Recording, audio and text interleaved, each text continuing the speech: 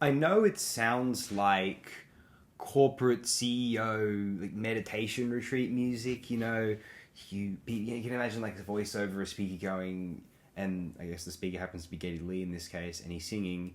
So this you can feel it, feel the essence. You can feel yourself at one with every living soul around you, and you can feel the tree, and you can feel the snow outside, and every particle in the air, and the dust, and it's just some nonsense, and then they go fly home in their big jets and such, and it's all just so corporate and contrived and manicured, and like it's a mansion retreat somewhere which was millions of dollars and all this manpower, and it's just like, well, what are you one with? You're trying to fill the void so vicariously and tremendously and just indulgently. Like it's just like, what is this? Rush trying to get at the heart of something, but it's so processed. It's such a recording studio album. Well, maybe it's just an expression of how beautiful the modern world was, like how much magnificent majesty one could get out of everything that was available through the parameters of creativity and technology at that given time. Maybe the analogy of a corporate retreat isn't the greatest, and maybe if you want, maybe there was something more intimate about one of Daniel Johnston's recordings than Rush's "Hold Your Fire," immensely so. Maybe there's something out of touch and kind of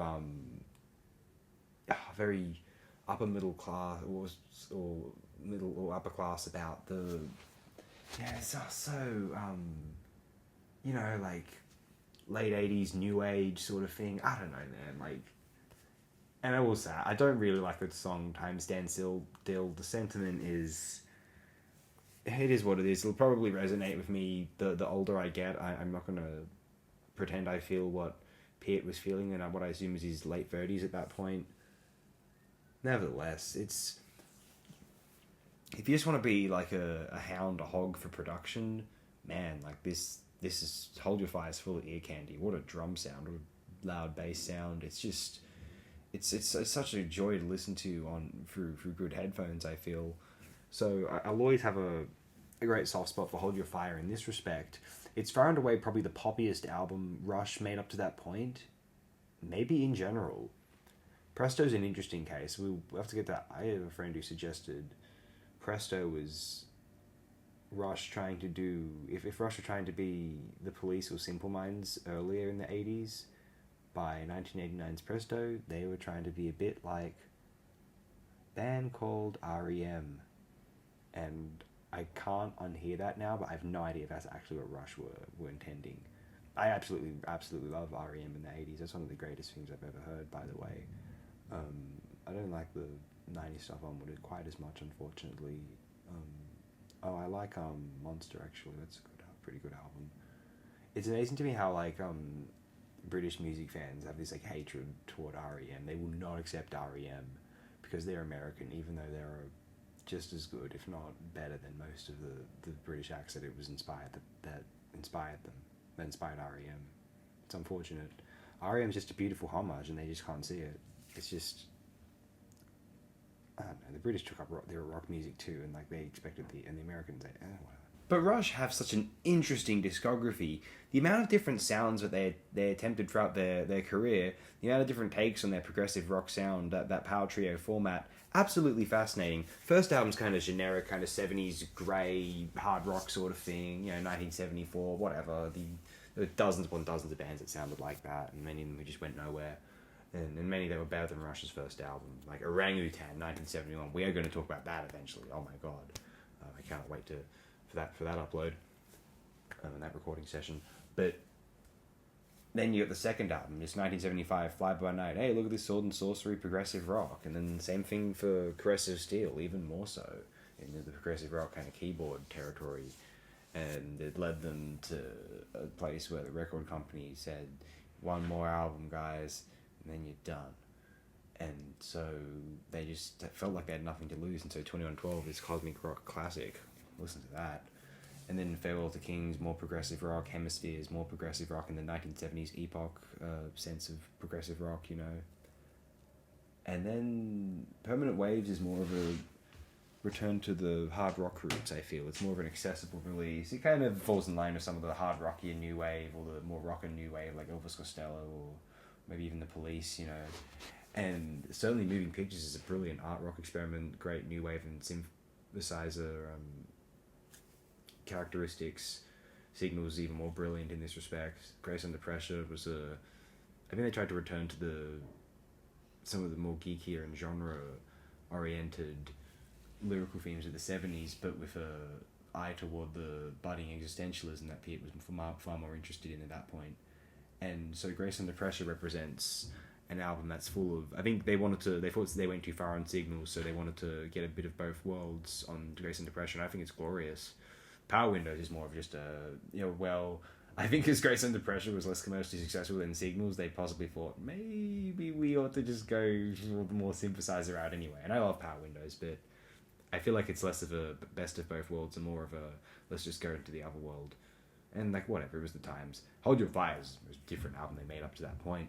Presto's a return to the old format. I know Rupert Hine wanted them to get rid of synthesizers and include just kind of the basic power trio format, no keys. It's good at that. And I like it, but it's a bit of a generic hard rock album to some degree. And I wish there was more to the songs and the arrangements on that record, to be honest.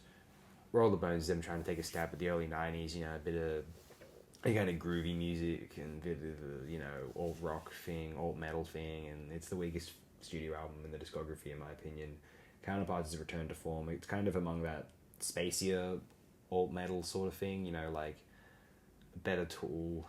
or Tool, okay, or it's a bit like in the scene where Porcupine Tree and Dream Theater belong, how they got a bit like of an alt rock tinge or alt metal tinge. I kind of put Rush in that category on Counterparts, on Test for Echo, and Vapor Trails, which is very early 2000s sound, to the point where they remixed it, and the remix does sound better, I think. Snakes and Arrows is great. It's like them putting out an album that sounds like an old Rush album to hang out alongside Porcupine Tree and Dream Theater, which is awesome. And another band that were doing it around this time, another old rock, not quite as old, was Marillion, putting out good albums around this time with Marbles and Somewhere Else, in my opinion. And on that, I really like Anoraknophobia. The discussions of Marillion could be really interesting and contentious. And I guess I'm feeling slightly ill just talking about it, apparently. So let's move on from Marillion for now before everyone barfs. They may as well. Rush's Clockwork Angels. Ah, man, they're trying to do the Dream Theater, Coheed and Cambria sort of thing. The storyline, let's make songs to fit around this concept storyline that is an interesting conceptual storyline anyway. They try to do just a prog metal album, and I just kind of almost... I don't love Clockwork Angels. That's a very controversial opinion as a fan of Rush's music that I have. If in terms of a great take or let's debate, I think a vast majority of Rush fans would love to let's debate me on that. And they're right. Like, I'm wrong. I know. Like, I just don't enjoy the album as much. I give it like a C tier, put it like that.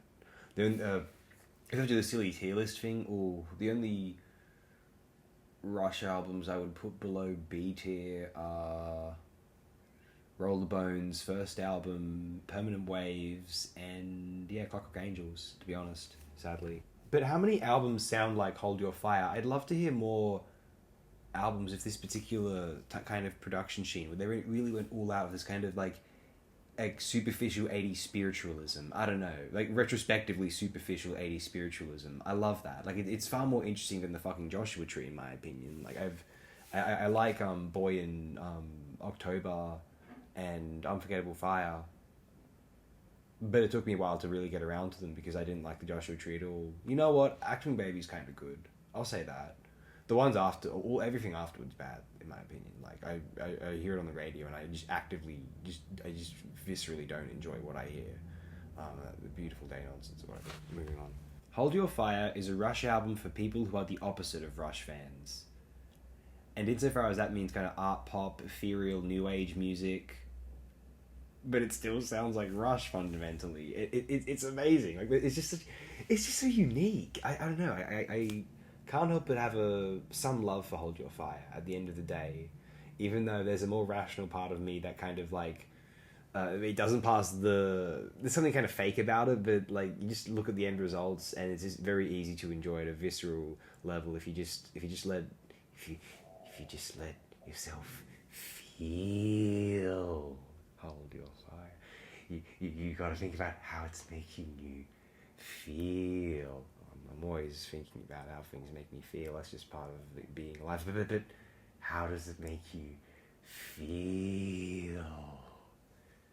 I don't know, like good, I guess, but how does it make you feel? I'll stop.